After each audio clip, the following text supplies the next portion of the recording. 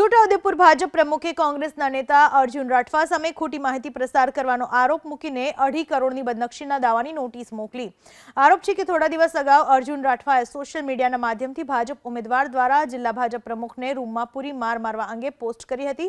જિલ્લા ભાજપ પ્રમુખ ઉપેન્દ્ર રાઠવાએ આ આરોપોને પાયાવિહોણા અને તથ્યવિહીન ગણાવી આવો કોઈ બનાવ બન્યો ન હોવા છતાં અર્જુન રાઠવા દ્વારા પોસ્ટ કરાતા ઉપેન્દ્ર રાઠવાએ અર્જુન રાઠવાને વકીલ મારફતે નોટિસ આપી।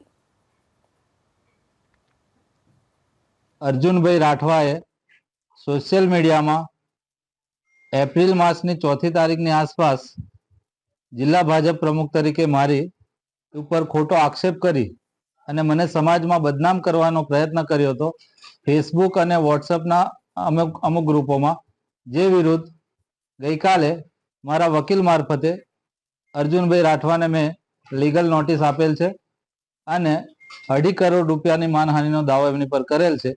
जो ये लेखित में माफी नहीं मांगे तो मारे आगळनी कायदेसरनी कार्यवाही करवानी फरज पड़शे।